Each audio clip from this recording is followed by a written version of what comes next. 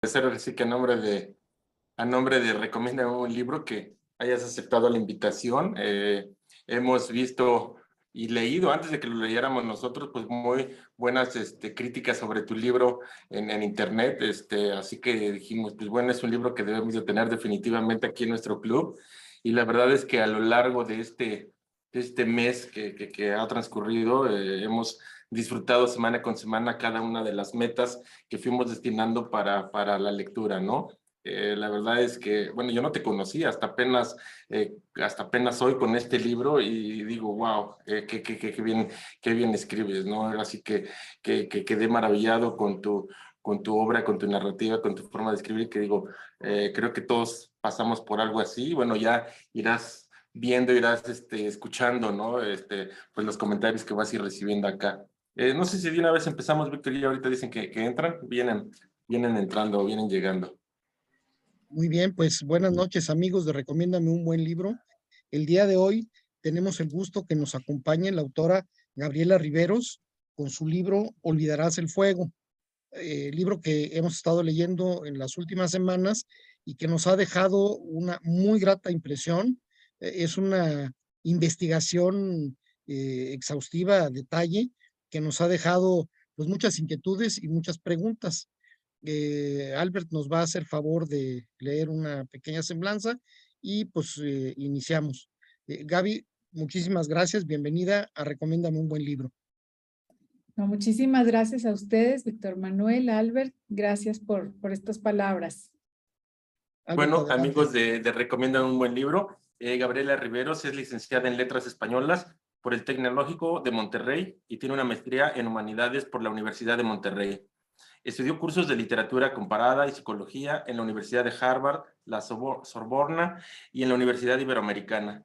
Su literatura ha obtenido más de una docena de premios nacionales e internacionales y se ha publicado en antologías y revistas de España, Argentina, Colombia, Alemania y Estados Unidos.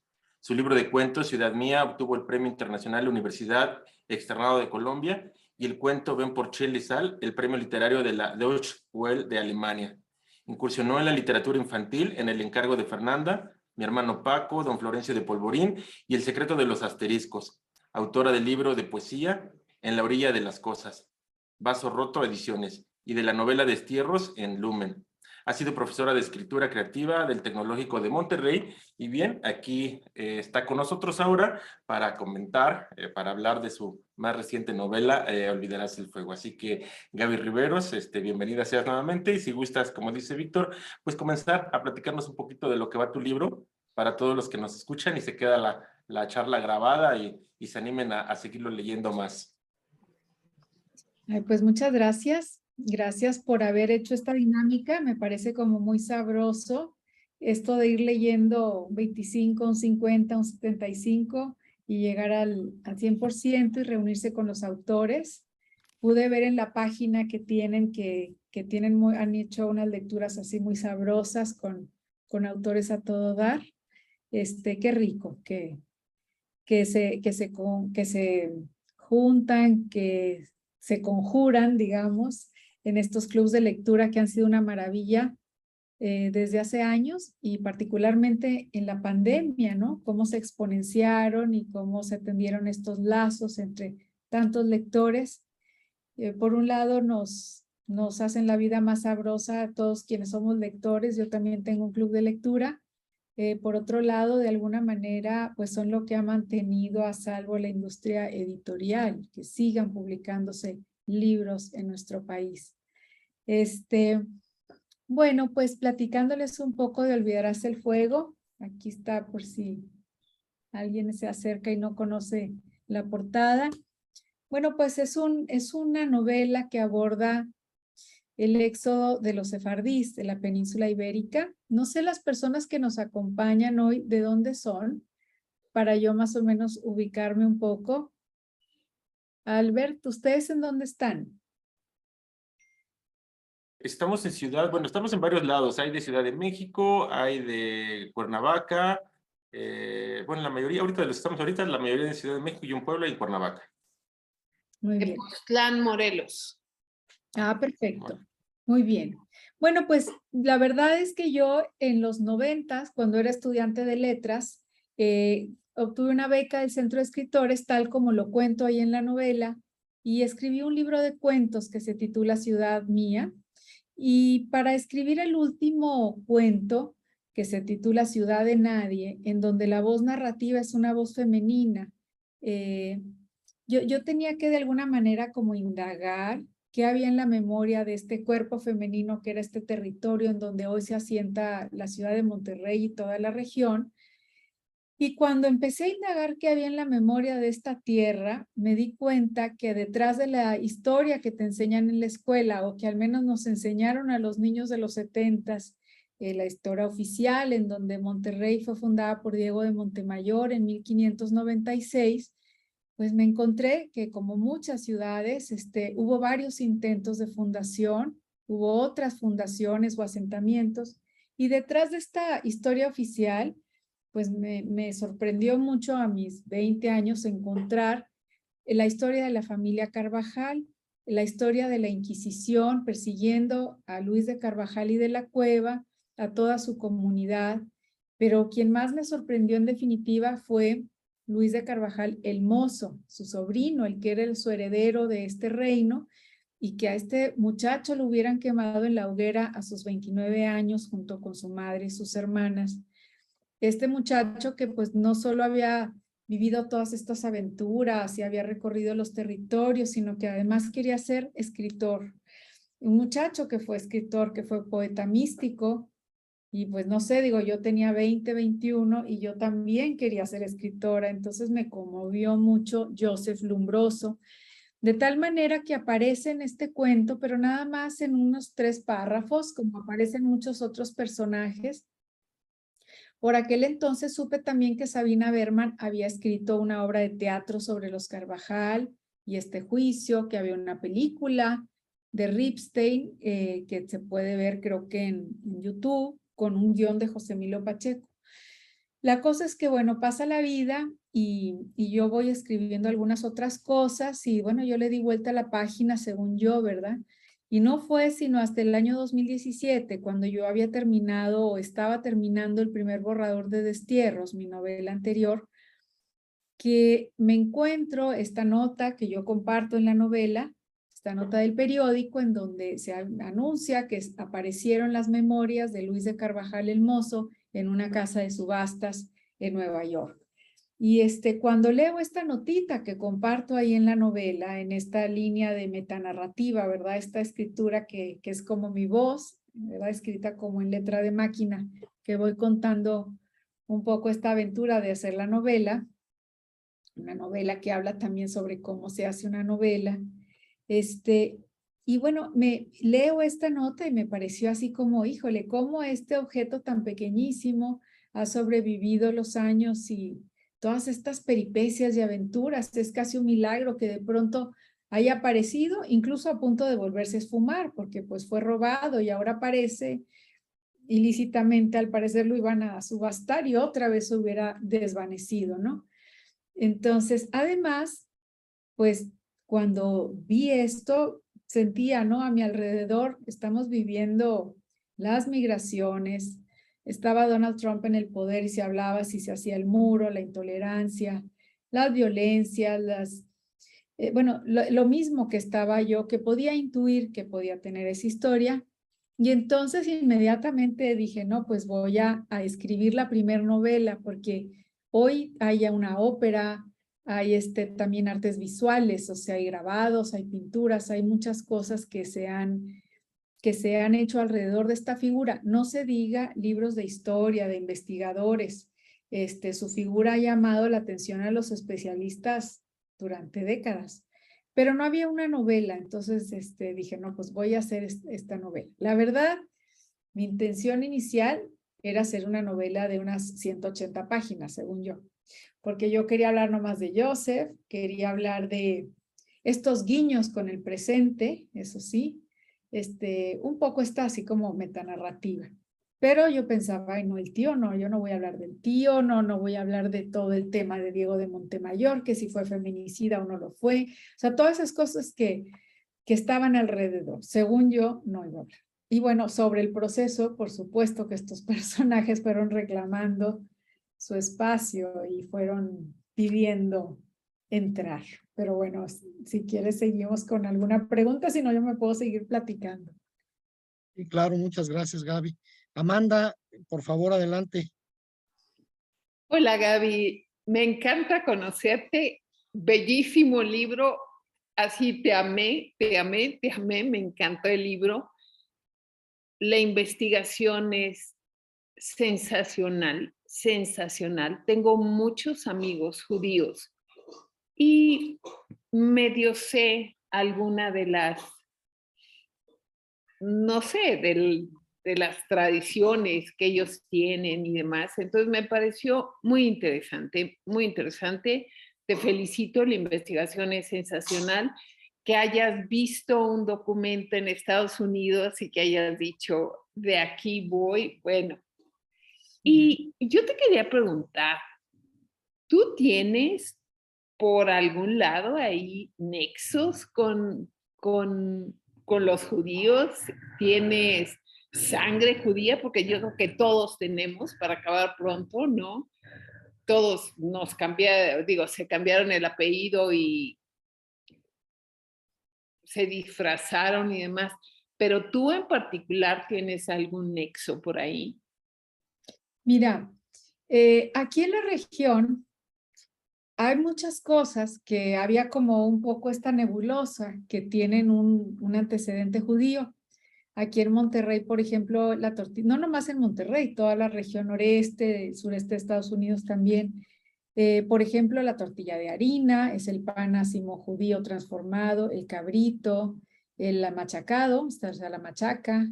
La palabra huerco es una palabra en hebreo que quiere decir como pequeño diablillo. Hay muchas costumbres que seguimos, ¿no? Por ejemplo, cuando alguien fallece, llevamos comida a las casas durante varios días. El llevar, bueno, regalos a los recién nacidos, esto creo que ya se ha extendido por todo el mundo. Hay una serie de costumbres judías, como bien lo dices, no nada más en esta región. Muchas se han universalizado, otras están más acentuados en algunas regiones. Y incluso en la familia hay esta memoria de que, no sé, murió mi bisabuelo y mi mamá recuerda que cubrían los espejos o que tapaban las estufas, que a los panteones se llevaba una piedra y no flores.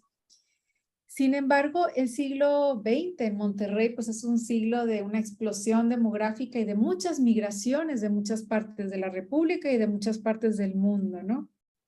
Y incluso, bueno, la sociedad regiomontana tiene fama de ser una sociedad principalmente católica.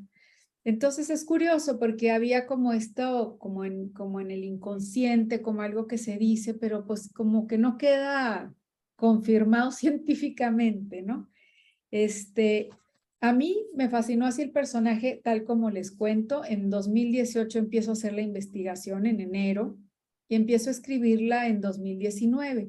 Pero algo que sí me sucedió, Amanda, curiosísimo, pues fue que en el camino resulta que está esta ley sefardí del gobierno español, en donde España y luego pues también Portugal empiezan a otorgar las nacionalidades española y portuguesa a quienes puedan comprobar que descienden de estos sefardíes injustamente expulsados de España o Portugal.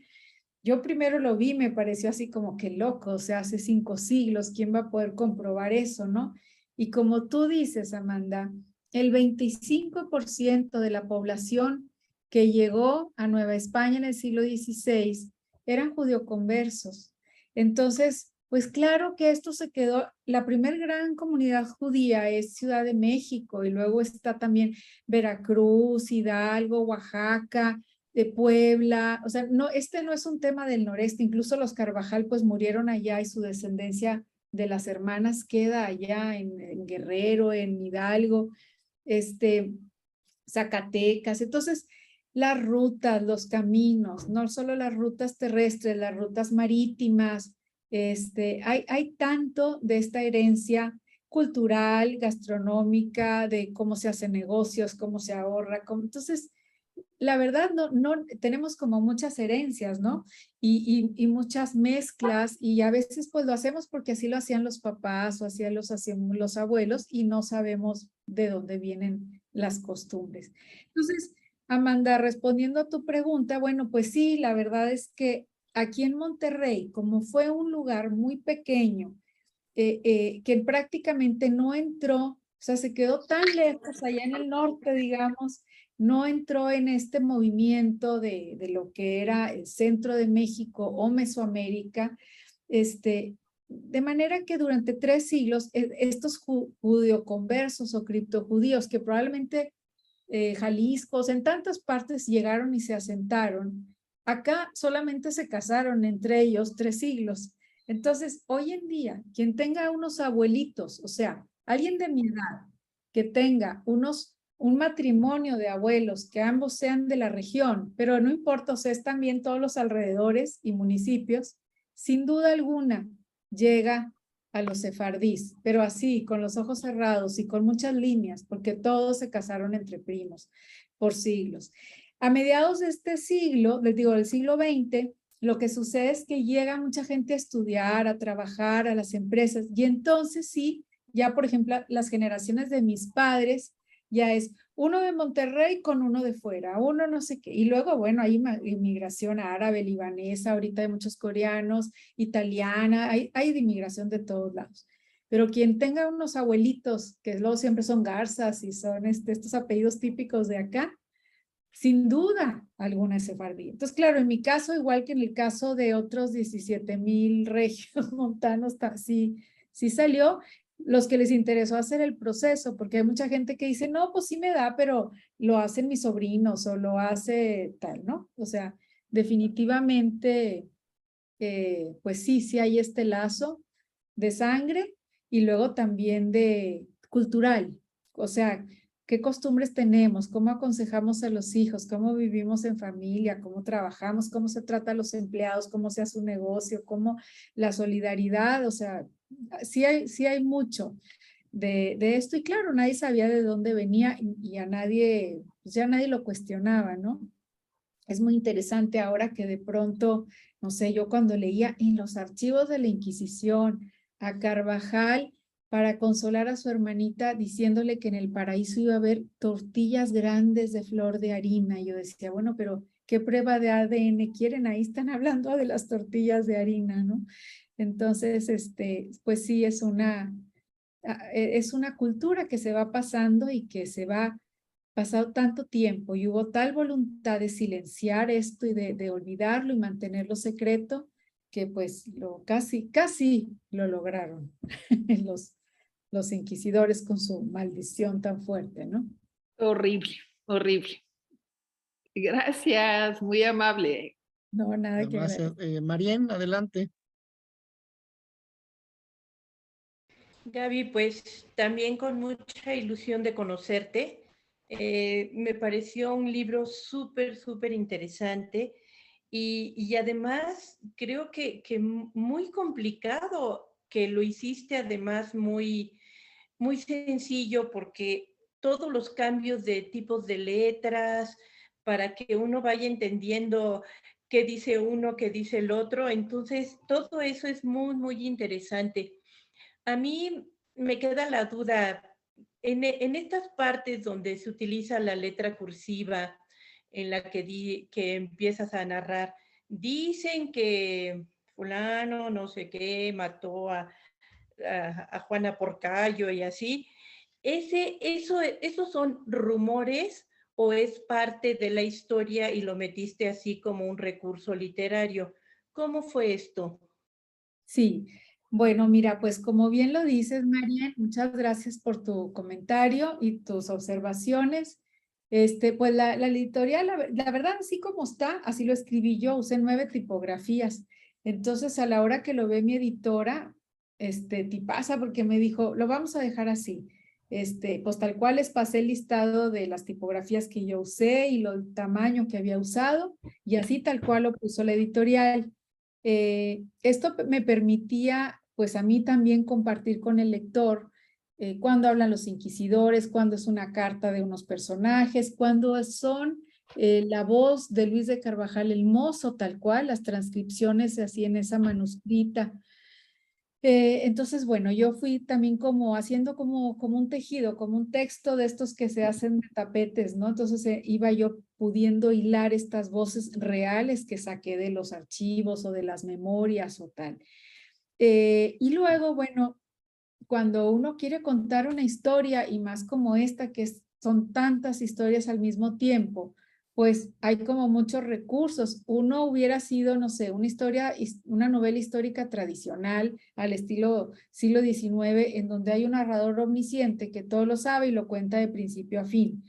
Pero bueno, eso no me interesaba mucho, esa exploración de la perspectiva literaria.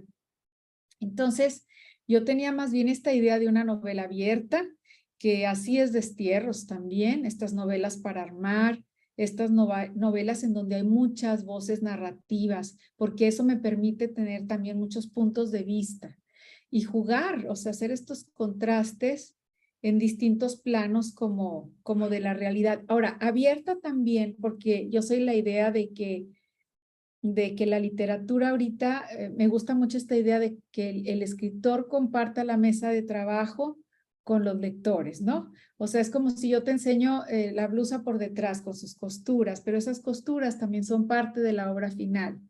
Entonces yo por eso compartí las fotos que tomé mientras hacía la investigación, mientras visitaba los lugares, fotos de los documentos, de los archivos, la música, porque está el QR, la música que yo escuchaba mientras escribía.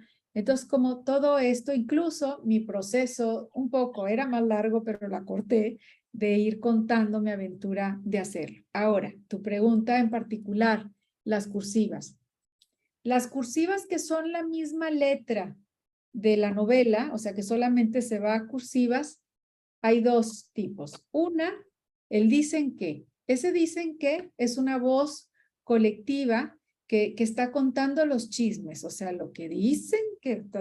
Ahora, esos dicen que yo no los inventé, o sea, yo me fui a las fuentes de la historia y tenía toda la historia que dice que Diego de Montemayor mata a Juana Porcayo. Pero luego me encontré también evidencia que dice que no la mató. Entonces encontré fuentes primarias, como ustedes saben, los historiadores le llaman fuente primaria, pues a aquel papel muy antiguo, al primer papel que das, ¿no? Te vas atrás en los siglos hasta que llegas a una fuente primaria.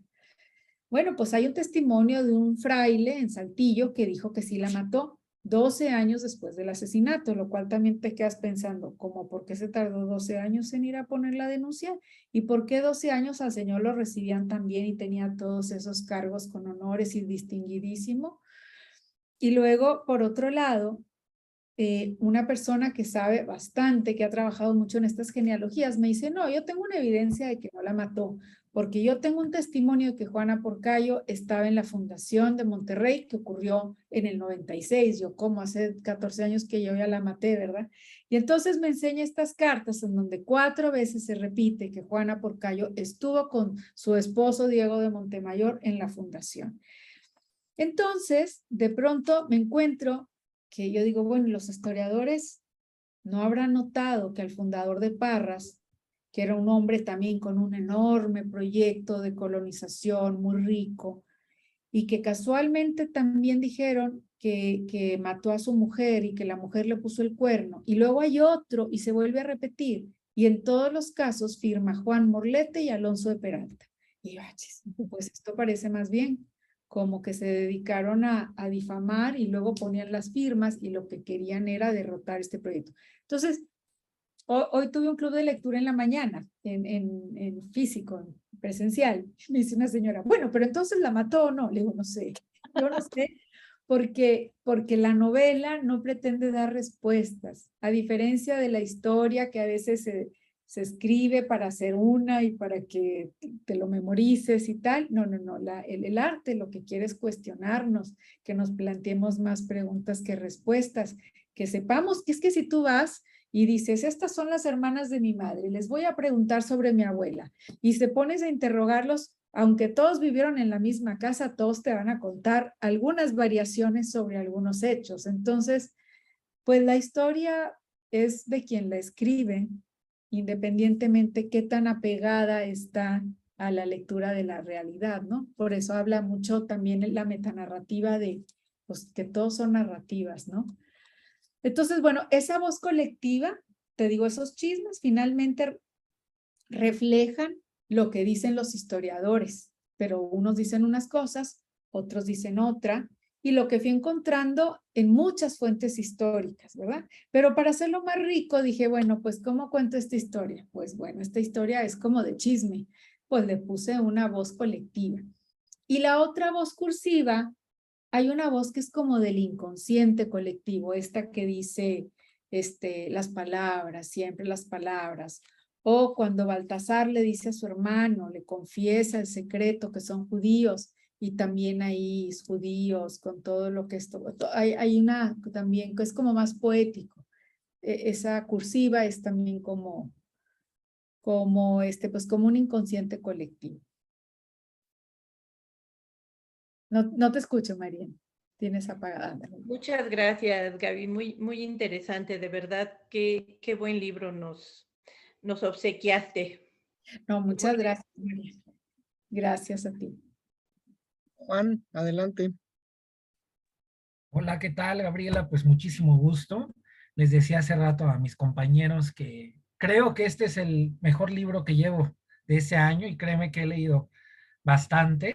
Tiene todo lo que uno necesita: traición, venganza, sufrimiento, todo lo podemos encontrar aquí en este libro.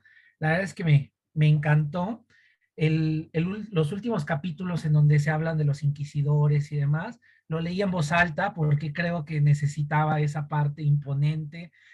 Todo el tiempo estuve con el playlist, o sea, tuve la fortuna de que revisé las últimas páginas y me encontré precisamente con eso, ¿no? Porque a veces es tan buena la historia o te lo han planteado tan bien el libro que dices, no me quiero spoilear nada y no te quieres acercar a las últimas páginas.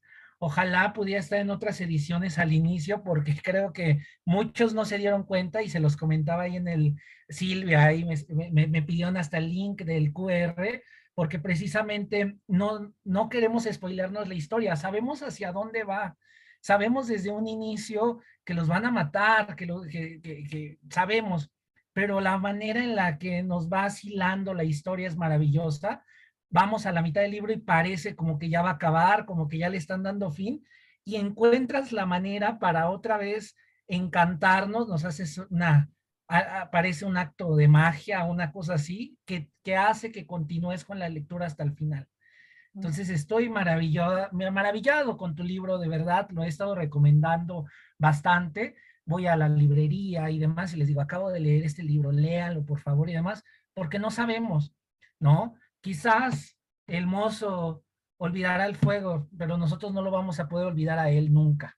Gracias a la novela que nos has regalado. Y pues tengo una pregunta, por supuesto.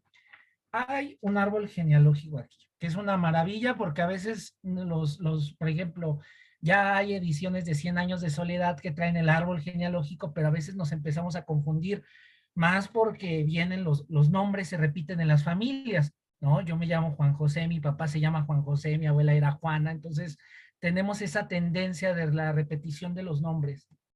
La pregunta es, ¿cómo construiste este árbol genealógico? O sea, seguramente fue una investigación ardua.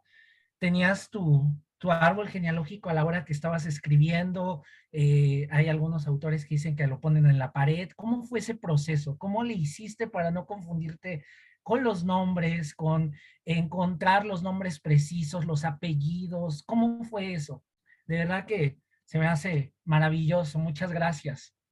Ay, Juan, muchas gracias por tantos comentarios tan elogiosos. Eres muy generoso y qué padre que la estás recomendando. Les agradezco mucho porque, fíjate, ahí, Juan, o cualquier cosa que puedan poner como en Goodreads o en Amazon, no sabes la importancia que esto tiene para los editores o las editoriales para ver si vuelven a publicar el libro, o sea, si lo reimprimen o traducciones o llevarlo a otro país o algo, lo toman mucho en cuenta. Entonces, muchas gracias por recomendarlo. Qué bueno que lo has disfrutado.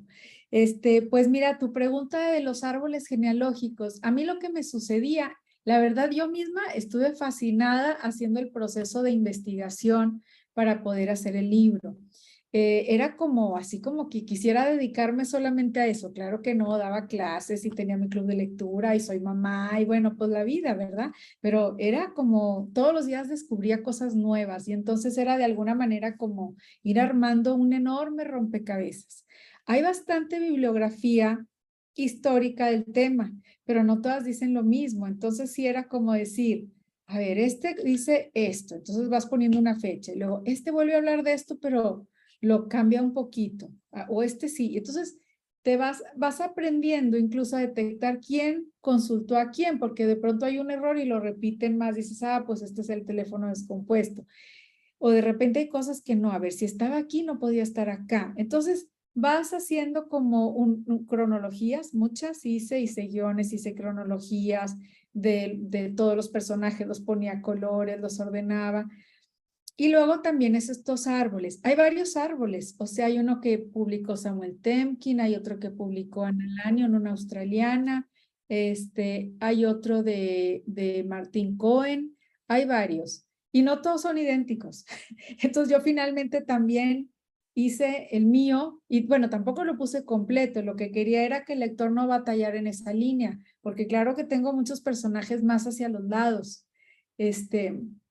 Y tengo el de Justa y tengo el de Beatriz Enríquez y o sea, todos los iba haciendo porque luego pues están emparentados también. Pero bueno, dije, o sea, ya no hallaba que cortar, Juan, hubieras visto, la novela era como de 1000, luego de 800 y acabó en 650 porque cuando me mandaron, según yo ya súper podada y me mandaron la novela maquetada tenía 800 páginas y dije, ay no, esto va a ahuyentar a los lectores. La editorial muy generosos porque la verdad, pues me daban libertad, pero yo misma pues sí ya está súper gordo, ¿no? Pero sí me parecía padre poder poner mapas, o sea, porque la dimensión de la historia, o sea, uno piensa en el siglo XVI así como que están muy atrasados. ¿Cuál atrasados? Eran globales, o sea, se movían por todos los continentes descubiertos, ¿no? Iban y venían. Y bueno, el árbol también me parecía que iba a ayudar a armar entonces, bueno, pues así lo fui haciendo, consulté esos que estaban, pero yo también sobre la marcha fui haciendo los míos. Tenía el de Luis de Carvajal, el tío, y tenía el de Luis el Mozo, tenía 2 árboles y luego pues ya, y bueno, y luego muy loco, hace ratito que me preguntaba Amanda, también fui armando árboles genealógicos de los personajes por los que, por ejemplo, mucha gente pudo tramitar su nacionalidad española o portuguesa aquí y son estas comunidades. Yo decía, qué loco que mis personajes de la ficción histórica de pronto se están volviendo los que nutren los árboles genealógicos para que nos den nacionalidades y que en el informe motivado que te piden en España se cuente la historia de Luis de Carvajal el Mozo. Yo decía, pero entonces por eso es novela, no es ficción, es realidad, o sea, es que está todo entremezclado, ¿no? Estuve en Ciudad de México el 9 de junio presentando el libro en el Museo de Memoria y Tolerancia. Y yo quise que fuera ahí porque ahí enfrente los quemaron. O sea, cuando yo recorrí todos los espacios en Ciudad de México buscando, empalmando los mapas antiguos a lo de ahorita y vi que quedan todavía muchos sitios como estaban en el siglo XVI en esa ubicación, pues como San Hipólito, como donde está ahorita el Palacio de Inquisición, que claro, lo que vemos ahora es un edificio de un siglo posterior, pero está encima de las cárceles secretas, Tlatelolco, el Colegio de Santa Cruz, y este tema del quemadero, puesto adrede en una plaza pública para que todo el mundo pudiera ver estos espectáculos de alguna manera, ¿no? Y luego, bueno, yo veía a la gente en patineta y yo, pero es que ¿cómo? O sea, aquí sucedió y nadie lo sabemos, pero por nada, porque México además, como todos lados, pues se ha construido una historia de México y es pareja para todos y todos, no importa si eres de Chiapas o de Tijuana o de Monterrey, todos nos enseñan lo mismo y Benito Juárez, Hidalgo y Zapata y Villa, Chun, Churrún y ya, es una historia, pero México es muchos Méxicos. y hay muchas historias que se han decidido dejar de lado. Bueno, hasta el padre de la patria fue procesado por la Inquisición. Miguel Hidalgo tampoco se libró. Imagínense, o sea, 2 siglos y medio, casi 3 de procesos de Inquisición, pero pues eso no, nadie lo cuenta, ¿no? Entonces. Muchísimas gracias. Me perdí esa presentación y me acuerdo que sí vi el anuncio porque estuvo Tamara Totner. Sí. Y me la encontré precisamente en la plática con esta Sofía Segovia que estaba presentando otra vez Peregrinos. Sofía Segovia es mi autora favorita y me gustó que hay varias palabras y ahora que te escucho hay muchas similitudes en la narrativa, pues porque son de Monterrey. Entonces es clarísimo. Entonces voy a leer Destierros y todo lo que diga Gabriela Riveros. Ay, muchas gracias, Juan. Ya escribí en Goodreads mi reseña y voy a seguirlo recomendando. Muchas gracias, de verdad. Gracias, Juan, gracias. Sí, fue muy emotiva la presentación en México. Estuvo Silvia Cherem, estuvo Baltasar Brito, que fue el encargado de repatriar estos documentos y nos contó todas sus peripecias. Y estuvo Tamara Trotner también, que como novelista. Entonces, bueno, fue... Y además el público, hubo gente que dio su testimonio y llevan los apellidos Lumbroso. Y genéticamente, ahora que se pueden hacer pruebas ya de ADN, pues vienen con información de que vienen de Italia. Entonces, pues Lumbroso es un apellido que Joseph inventa de una manera de ficción, pero luego sus hermanos lo transmiten y tenemos Baltasar o David, que es el que narra los capítulos que empiezan con su nombre en hebreo. Y entonces esta descendencia está asentada, digamos, escuchando la presentación, ¿no? Entonces sí era muy entrañable que, pues que en verdad es la historia sin que lo sepamos, ¿no? Y aquí en Monterrey, pues todos los garzas y garzas que la novela dice en la memoria de Constanza de la Garza. Eso lo hice adrede porque todos que empezaron a hacer estos trámites decían, ¿y tú a quién diste, verdad? Para poder hacer el trámite. Entonces decían, no, pues a un tal Blas de la Garza. ¿Y tú? Pues a un Blas de la Garza. Y de pronto miles de personas, todas dan a Blas de la Garza. Y entonces, pues como no, pues todos venimos del mismo y aquí los norteños, ¿qué ha habido, primo? Así se dicen y hola, y todos son tíos y tías, no importa la primera vez que los ves, todos los adultos les dices tío y tía y todos son primos. Y entonces, pues resultó que sí, que todos éramos primos. Pero entonces yo me puse a ver, y Blas de la Garza con su esposa, Beatriz Falcón, pues resulta que tuvieron 17 hijos y pues vivieron 80 años y poblaron aquí, ¿verdad? Ni se diga. Pero pues a ellos no les hizo nada la Inquisición, o sea, ellos llegaron huyendo de la Inquisición. Pero dije, a ver, ¿quién fue la que estuvo en la Inquisición? ¿Quién sufrió? ¿Quién vivió las torturas y la muerte? Y fue Constanza, y de ella nadie hablaba.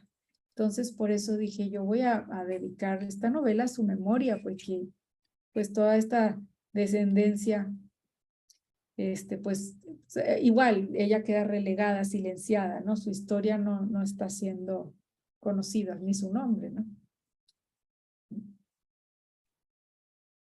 Muy bien, muchas gracias. Gracias. Melissa, adelante. Muchas gracias, Víctor. Gabriela, un placer conocerte. Yo no pude leer tu libro, la verdad es que por temas así de logística, pero me muero de ganas por leerlo porque no sabes, o sea, así como te lo están diciendo todos nuestros compañeros, son tus fans. Y entonces todos los que por A o B no pudimos leer el libro, estamos como de, oh, tenemos que leerlo ya. Pero entonces yo no te voy a hacer una pregunta sobre el libro, pero quisiera hacerte una pregunta más bien como escritora. Justo me llamó la atención que comentabas, que tienes un círculo de lectura, eres catedrática, eres mamá. Entonces, con todas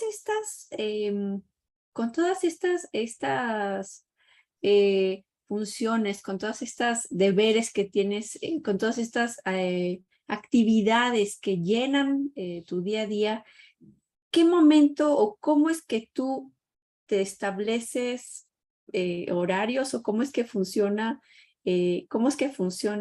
tú organizándote como escritora para sacar además un libro como este que llevó pues tanta investigación y tanto manejo así de rompecabezas que nos ibas platicando. ¿Cómo es que te organizaste para hacer tu proceso de escritura del libro?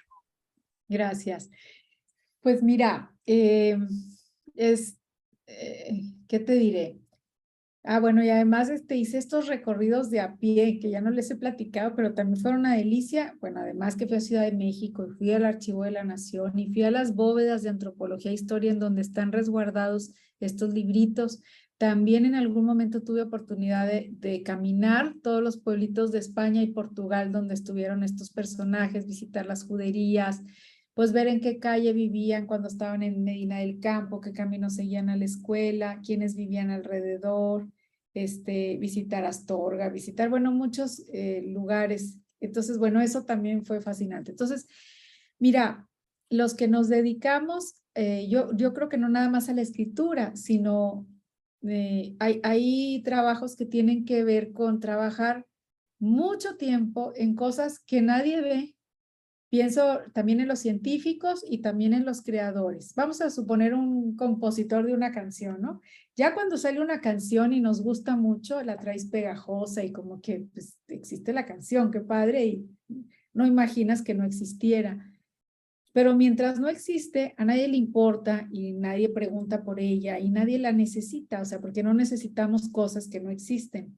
Entonces, el que está creando o el que está inventando una vacuna o el que está haciendo tal cosa, los que están alrededor han de decir, bueno, trabaja como en cosas invisibles, pero por periodos muy largos de tiempo. O sea, esta novela, no sé, 4 años y medio, pero Destierros estuvo 20 años guardada en un cajón que la sacaba y la metía, y luego ya 4 años la trabajé con un poemario y salieron, pero sí yo pensaba, híjole, pues no es lo mismo una niña que ve que su mamá arregla los dientes o que su mamá, o sea, hace tal cosa, sino que así como, ¿qué hace mi mamá, verdad? Se la pasa enfrente de la computadora.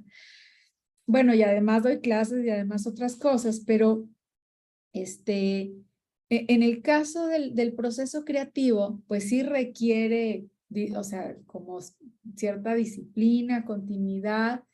Entonces, yo, por ejemplo, algo que a mí me funciona, Melissa, es planear tantito, o sea, no sé, voy a empezar una semana y decir, bueno, ¿cuántas horas diarias le voy a dedicar a esto? Y entonces así de plano tengo mi agenda escrita y le pongo tantas rayitas es cada hora. Y pongo cronómetros, porque a veces para poder juntar 4 horas pasaron 10 porque te interrumpieron 50 veces o tuviste que ir a un montón de cosas. Entonces voy deteniendo el cronómetro. Claro, definitivamente requiere de un sobreesfuerzo, porque no nada más es sentarte a contestar correos o sentarte a contestar mensajes o a hacer pagos y cosas, sino que pues requiere una concentración y una energía especial. No puedes estar cansado con dolor de cabeza, o sea, bueno, pues te tomas algo, o te tomas cafés o a ver qué haces, pero te tienes que sentir con energía para poder estar en esto. Entonces sí, o a veces se te acabó el día y dices, todavía no empiezo esas 4 horas, pues en la noche, el fin de semana, en el festivo, cuando ya todos se fueron a dormir, pero yo hacía esto como de, voy a reponer, de repente se fueron todos a no sé dónde, ahora le junta 8 horas, y así le iba haciendo, o sea, porque no, y claro, otras horas al teco, otras horas las dedico a mi club de lectura, o claro, y te digo, mamá, y vamos por el vestido de la graduación, y vamos esto, y que hay que hacer el súper, y hay que hacer todo, y se descompuso la tubería, y pues todo lo que tenemos que resolver, ¿verdad? Hacer pagos y cosas que salen mal, y bueno, entonces más bien es eso, es como este tema de decir, voy a dedicar estas horas. Si uno no hace el esfuerzo por respetar eso, los de tu alrededor, pero para nada, porque como no hay nada, o sea, no es como que haya algún paciente enfermo o sea, algo que haya que hacer, pues nadie le va a dar la importancia. Entonces, cuando uno empieza esto, tienes que decir, no, pues el primero en que tiene que creer en esto es el que lo está haciendo. Y luego, pues, ser capaz de pensar en algo a largo plazo. Realmente de decir, híjole, pues llueve, truene, relampagueo, haya COVID o no. O sea, como que dices, quiero el verla ahí, la luz al final del camino. A mí, por ejemplo, yo ya había investigado mucho, ya había visitado, ya tenía todo el material y empezó la pandemia. Y bueno, ya también llevaba una parte escrita. Pero cuando empezó el COVID, yo decía, ay no, o sea, esta maldición de los inquisidores de que se ha quemado en vivo y que hasta que de él no quede ni cenizas ni la memoria. Y yo decía, bueno, es como una maldición, nomás falta que yo me muera y tampoco se pueda dar. Yo quería que que los demás supieran esta historia, o sea, yo no la inventé, es una historia fascinante, extraordinaria. Luego me decían, ya acaba, ya mátalos, porque pues todo el mundo sabe que se van a morir, pero yo es que tengo que contar todo lo que hicieron, por todo lo que pasaron, y está documentado, y documentado con hora y santo y seña y día, y a las 3 de la tarde, y pasó lo otro, y yo no, es que lo tengo que contar, esto que es como que un hallazgo, ¿no? Como algo que encuentras, como un tesoro, que además pues todos tenemos un pedacito de esto, porque si le rascas atrás, pues en estas comunidades que llegaron aquí. Fantástico, de verdad. Increíble. Muchísimas gracias y pues sí, todo valió la pena. Como te digo, yo todavía no leo el libro, pero lo leeré porque el bichito no sabes cómo nos lo han pegado nuestros compañeros. Muchas gracias. Gracias, Melissa. Oigan, voy a ir a Ciudad de México a hacer otra presentación. En noviembre 13, en la Sinagoga Histórica, me invitaron y esa presentación creo que va a ser algo muy especial, porque también se está planeando una sorpresa ahí de que haya música sefardí, de que haya actores, que lean fragmentos, entonces va a estar súper para que se paren el domingo. Está cómodo también para la gente que trabaja y todo domingo a mediodía a las 12. Entonces, para que lo vayan Nos organizamos y nosotros lo que hacemos es, en la medida de lo posible también, invitamos a los autores a algún desayuno. Normalmente nos juntamos en alguna librería que tiene cafetería y ahí desayunamos, el autógrafo y la foto y todo eso. Entonces, si vas a venir aquí a la Ciudad de México, pues también nos ponemos de acuerdo con mucho gusto. Claro, les paso mis Independientemente de datos. que vamos a la presentación, por supuesto. Ahí estaremos sin falta todos. Sí, claro, les paso mis datos y nos ponemos de acuerdo. Mucho Muy gusto. bien. Gracias. Jenny, adelante. Gracias, Víctor. Buenas noches a todos. Gaby, yo te adoro. Destierros me encantó, te lo juro que me encantó esa forma poética como lo escribiste, me fascinó. Pero ahora esta historia que le das esta voz a estos personajes, a esta familia, o sea, toda la familia realmente, y que nos estás mostrando pues lo que pasó y lo que sucedió también, ¿no? En otra parte de nuestro país. Normalmente nos cuentan del lado del centro del país, lo que pasó en la ciudad, pero nunca nos vamos hacia allá. Y realmente que muchas cosas han sucedido y han llegado mucha gente de otros países que han vivido muchas cosas en Monterrey. Entonces creo que fue una historia, se puede decir fresca, una historia que me hiciste conocer otro lado, del otro lado de la moneda, que me llevaste de Europa a México y luego a Monterrey. Entonces sí fue muy agradable por ese lado. Por el otro es una historia muy cruel, una historia muy fuerte, bastante dura, que creo que fue un momento terrible en el mundo y en nuestro país. Yo realmente, pues, yo adoré el libro, me gustó mucho, lo leí realmente muy rápido porque no lo quería soltar. Entonces estuve día y noche leyéndolo porque yo quería saber más y quería enterarme todavía. El final me encantó, me dejaste así con ese nudo, con ese hueco de ya lo terminé y de lo que sucedió, ¿no? Con la historia.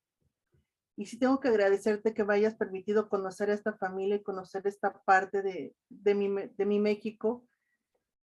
Y yo quería preguntarte, porque creo que ya lo que yo te quería preguntar ya lo contestaste, y quería hacerte la pregunta entonces diferente.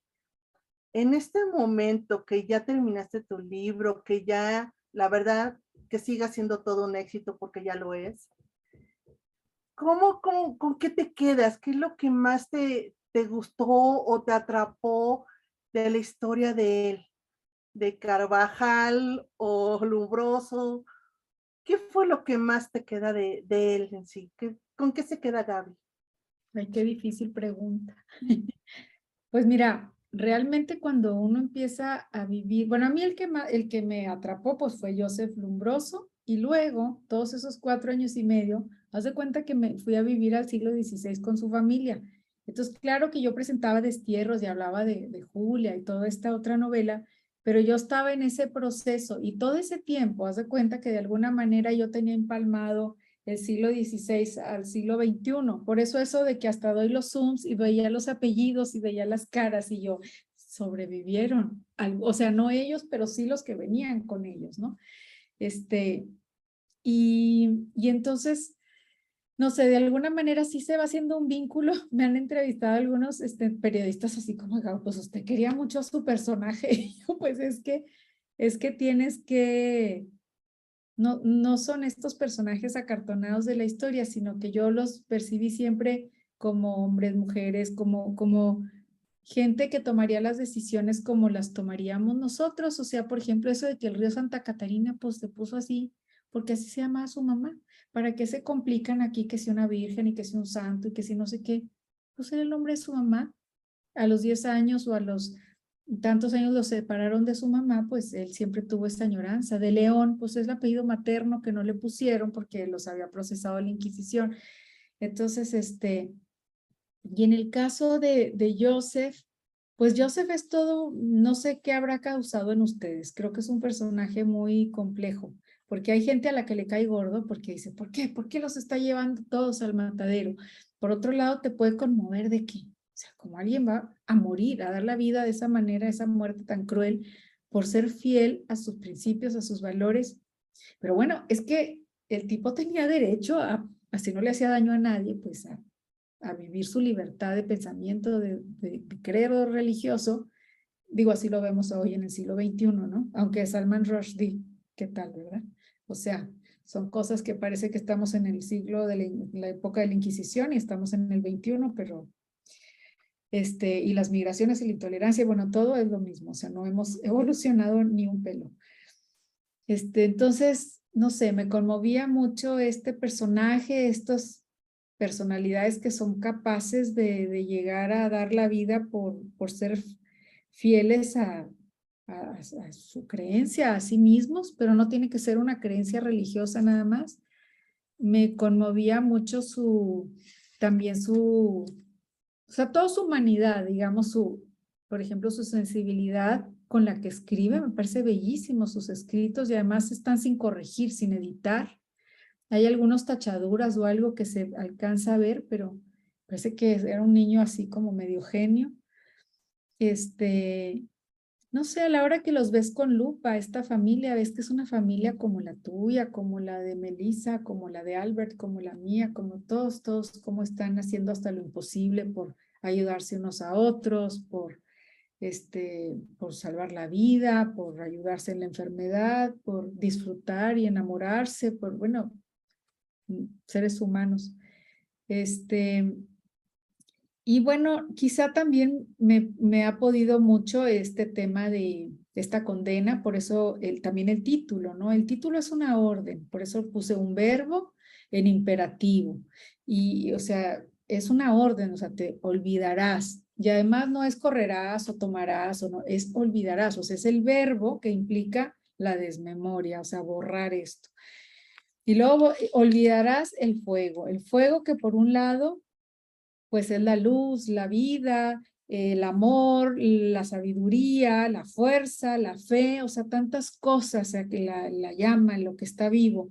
Por otro lado, olvidarás el fuego de la Inquisición, porque pues es una historia que no nos contaron, y aunque como bien dices, está ligada al proyecto de que se hiciera la ciudad de Monterrey, en realidad todos esos procesos se dieron en Tasco, Ciudad de México, tal, ahí es donde estaba, o sea, ya los llevaron porque allá estaba esto, ¿no?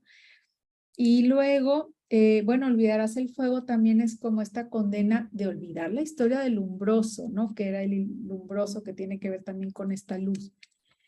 Entonces, no sé, me daba como este sentimiento también como de injusticia, ¿no? Totalmente absurda porque yo me quedaba pensando de pronto, a ver, estos inquisidores, porque no todos eran iguales, hay uno que pongo que duda, porque es verdad que encontré una carta en donde escribe España, dice que ese hombre es un hombre digno de compasión. Yo dije, pues es que en el fondo no está muy convencido de matarlo, ¿verdad? Se da cuenta que lee ese modo de oración y ya quisiera él poder escribir una cosa tan bella y con tal profundidad espiritual como si fuera Santa Teresa, que también es descendiente de judíos, o San Juan de la Cruz, o el mismo Miguel de Cervantes también. Miguel de Cervantes quería venir a América y no lo dejaron porque no tenía su certificado de limpieza de sangre, porque pues también descendía de judíos. Entonces, bueno, a lo que voy es que, no sé, me conmovía mucho todo esto de él, de este afán, esta personalidad tan única quizá de estos mártires, ¿no? Porque me fascina Justa Méndez, ¿no? A mí Justa Méndez me encanta, yo me sentía como muy identificada con ella y que luego le sale esto humano, que yo no digo que esté bien, pero le sale cuando dice, vamos a matar a este tipo, te va a traicionar. Ustedes lo cuidaron en el lecho de muerte durante semanas para que ahora venga a denunciarlos y nos van a llevar de encuentro a más de 100 por uno. Y este tema tan humano, tan natural de pronto decir, estos son los míos y no quiero que les pase nada, ¿no?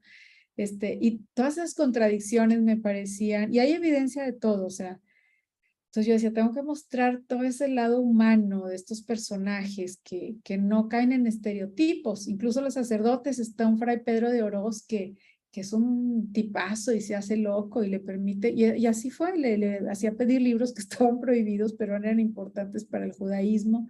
Luego tienes un inquisidor que duda, luego tienes un inquisidor férreo como el Alonso de Peralta.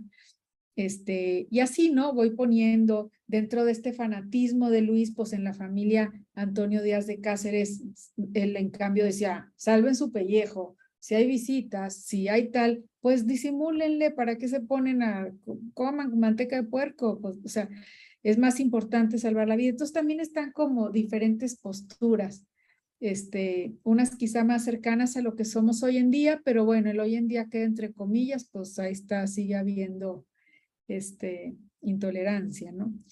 Entonces, no sé, es muy difícil tu pregunta, pero sí me conmovía mucho todo esto de mandar las cartitas en plátanos, en quesos, labrar los aguacates, haberse quedado solo como esta cabeza de esta comunidad en donde se preocupaba por dar consuelo a cada una de sus hermanas. Hay muchísimas cartas, pero pues no me cabían, ¿verdad? A sus hermanas, todo esto, ¿no? Lo horrible esto de que se hubiera olvidado, ¿no? Pues estos procesos de inquisición son, como puse ahí, más de 100 metros de documentos. Debe haber las historias de otras familias que están ahí olvidados. El tema con él es que además fue escritor, y entonces además de los archivos de inquisición, que hay de muchísimas personas, tenemos el tema de que él contó su vida, o sea, es la primera obra literaria de un judío en América, como una autoficción parece, como lo que hoy sería una autoficción. Entonces, pues también está este tema de la palabra, por eso la novela es como un homenaje a la palabra, la palabra como una manera de resistir al olvido, de dar vida, de condenar, de silenciarse, y también esos silencios. Y en este caso, pues esas memorias que sobrevivieron al paso de los siglos para desafiar la maldición esta de los inquisidores, ¿no? De que no quedara memoria. Cierto, era un gran personaje, una gran persona y única. Muchas gracias, Gaby. Te agradezco mucho, de verdad. Ahí estaremos en noviembre. Ay, qué padre. Muchas gracias, Jenny. Gracias. Claro. Silvia, adelante. Gaby, buenas noches, qué gusto escucharte. Yo Hola. soy así como antihistoria, alucino la historia, no me gusta, soy científica, entonces así como que la historia me cuesta trabajo, y cuando vi el tamaño del libro dije, uy, lo lograré. No, bueno, me pudo encantar. Si así nos hubieran enseñado historia, yo creo que estaría haciendo comentarios totalmente diferentes a lo que estoy haciendo, ¿no? Me pareció súper interesante, no solo la historia, sino la forma en que tú lo presentas, porque yo creo que eso es lo importante, ¿no? La historia puede ser tan aburrida como la hagan, pero también tan real y tan entretenida como se puede hacer, ¿no? Entonces te felicito, la verdad es que se me pasó el libro así como las metas son largas. Pues ¿cuál? Llegaba a la meta perfectamente y lo terminé y súper bien. Me encantó el libro. Pero como decía Juan, pon lo de la música al principio. Me hubiera encantado haber estado escuchando la música.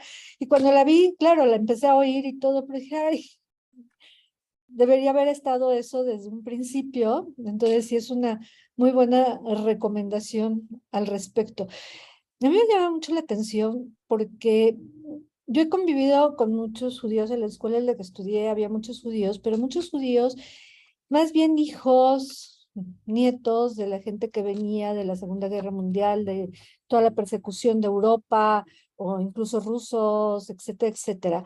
Pero como que nunca había racionalizado, aunque sabía que había existido la Inquisición en México, como que nunca había racionalizado toda la parte de judíos, como dices, eh, que, que vinieron muchos siglos antes.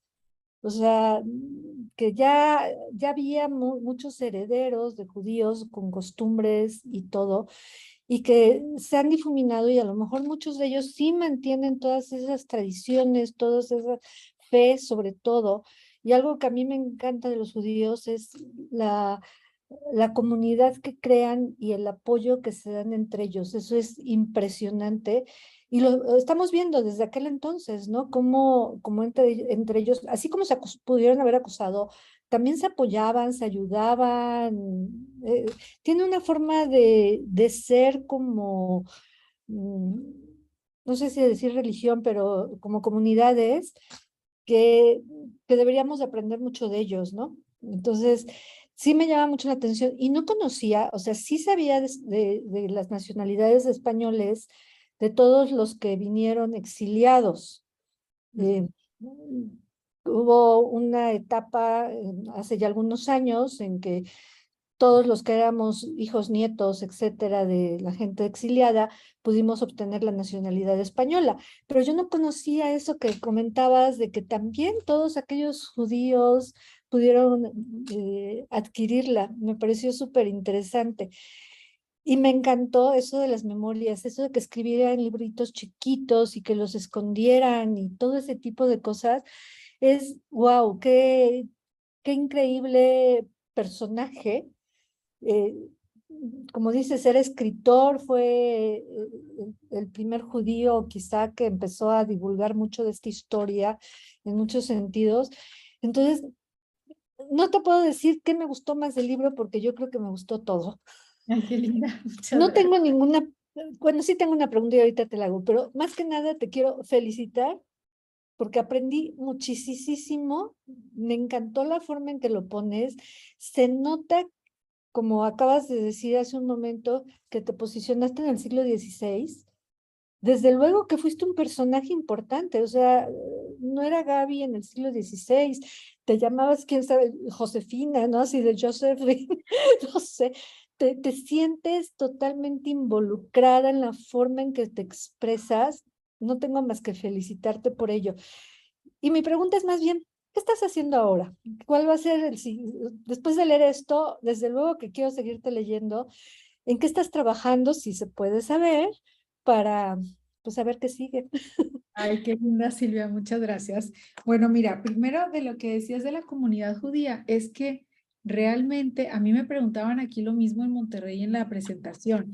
El tema de la fe judía quedó borrado, o sea, como que quedaron muchas otras cosas de costumbres, de tradición y de tal, pero la fe, después de este auto de fe, hubo otros donde mataron a Mariana, siguió habiendo autos de fe.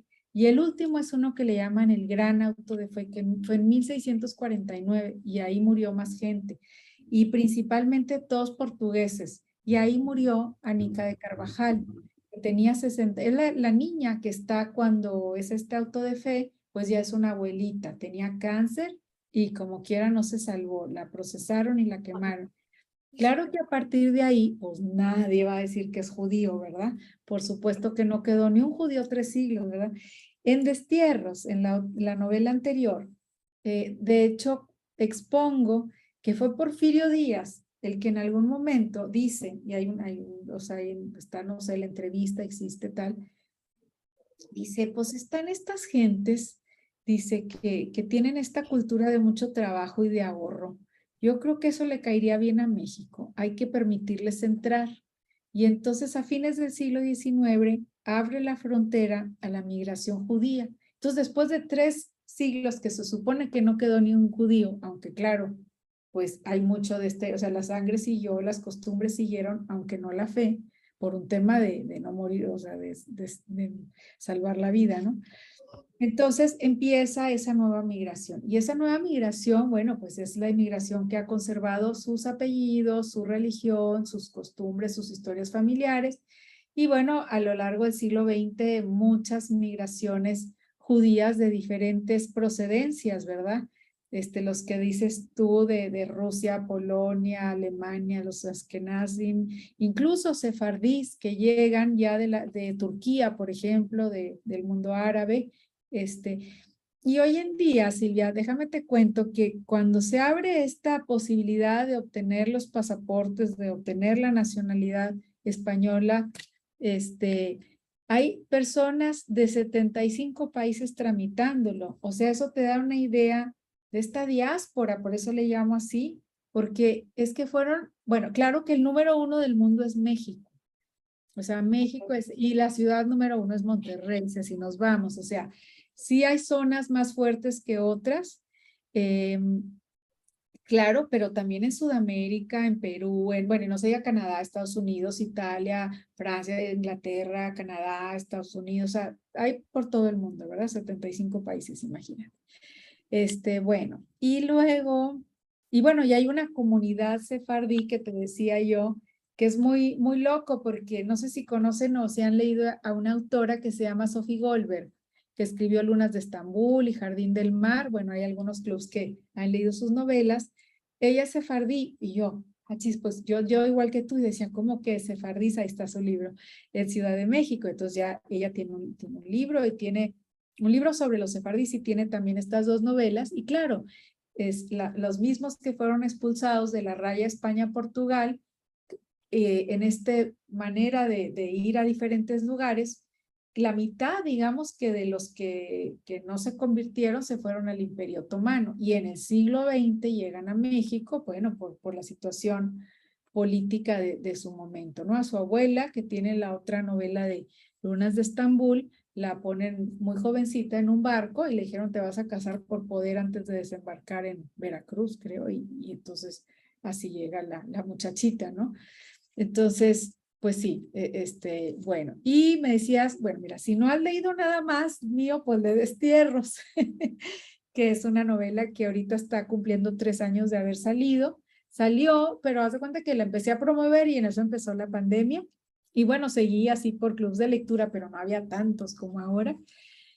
Es un poco esta manera de estar escrita. También tiene un playlist al final, te lo digo, por si quieres hacerlo desde el principio. También es importante el árbol genealógico, pero ahí no lo puse, porque si lo ponía, develaba el secreto de la historia. Hay que irlo haciendo. También es una novela para armar, fragmentada. También hay muchos Méxicos, también está el siglo XX mexicano, también hay algo del norte, pero no deja de ser una historia universal lo que ahí se cuenta. ¿Y en qué estoy trabajando ahora? Pues estoy así como que tengo varias ideas y estoy desarrollando varias, pero todavía no tengo algo que decirte de qué, por dónde me voy a ir. Estoy indecisa. Pero bueno, Destierros es una novela también como Olvidarás el fuego. Si no la has leído, te la recomiendo en ese sentido de que si te gustó esta, pues tienen un poco el estilo, digamos. No la historia, pero sí el estilo. Excelente. Desde luego que la voy a leer y de veras, muchísimas felicidades y ahí estaremos pendientes. Gracias. Gracias, Silvia. Gracias. Albert, adelante. Gaby Riveros, pues la verdad, pues agradecerte, ¿no? El que hayas aceptado, el que estés aquí con nosotros. Y la verdad es que es una historia pues demasiado completa, ¿no? La investigación debió haber sido bastante complicada de la forma de escribirla, al menos por todas las voces narrativas que manejas, el compendio de toda la información.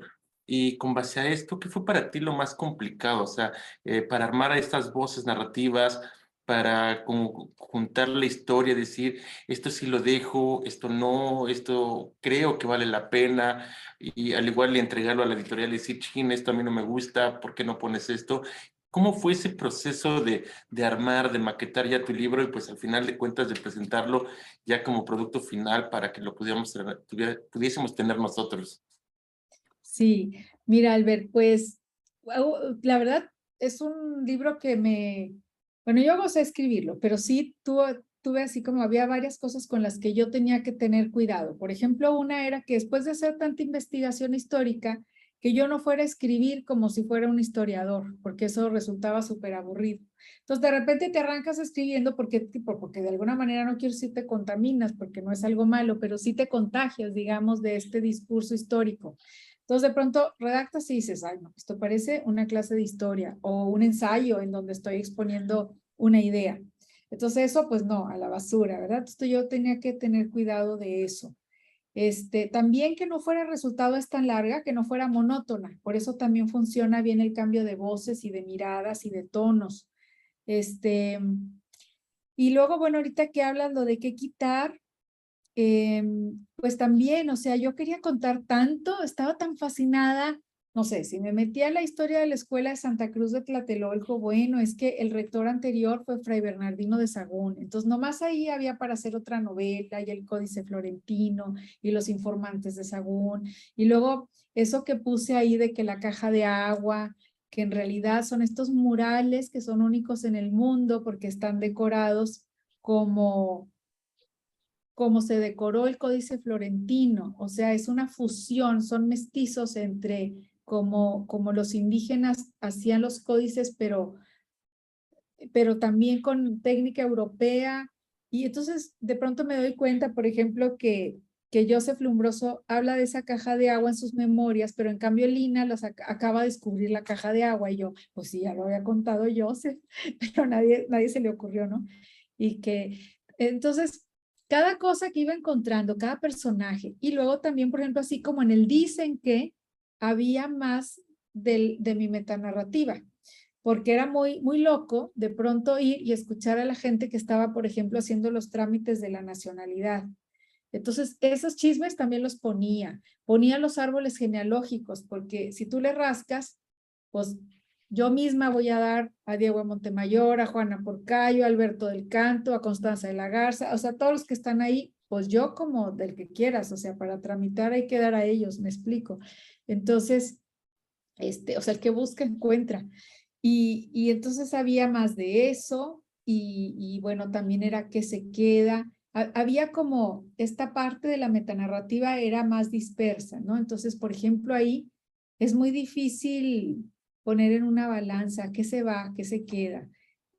Muchas cosas que estaban noveladas. Toda la historia del robo estaba novelada en chismes. La acabé pasando al epílogo, porque yo decía, bueno, el lector, o sea, también está el riesgo de que se disperse y pierda el interés, porque de pronto son tantas cosas que le quiero contar, ¿no? Entonces, eso creo que era alguna de las cosas más difíciles, ¿no? Cómo, en qué momento es el momento justo para que no se me vaya la atención del lector.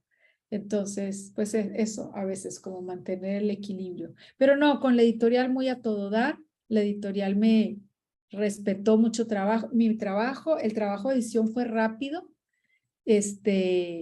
y bueno, no, pues muy generosos, porque la verdad en tiempos de pandemia publicar literatura y luego un libro de estas dimensiones, cuando hay escasez de papel y todo, yo solamente puedo estar muy agradecida con el apoyo y todo el trabajo que hizo ahí Penguin Random House de mi editora, pero luego de toda la cadena, porque detrás de un libro hay un montón de personas que no vemos sus caras, los diseñadores, los maquetadores, el editor, el que diseña la portada, el que está en la imprenta, el que carga las cajas de los libros, los que los llevan a las ferias, o sea, toda esta cadena, ¿no?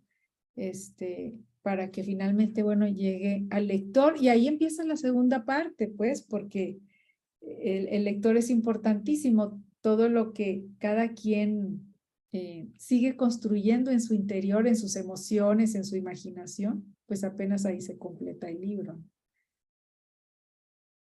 Pues muchas gracias, Gaby. Y bueno, queremos aprovechar para tomarnos la foto. Algunos ya tuvieron que salir, pero con la portada de nuestro libro. Siempre nos gusta tener el recuerdo de la foto, pero bueno, contigo va a ser algo diferente porque también te vamos a ver en noviembre. Entonces, así como que va a ser una doble foto, pero ya después en vivo y a todo color. Ahí va el primer intento. 1, 2 y 3. Tomo otra.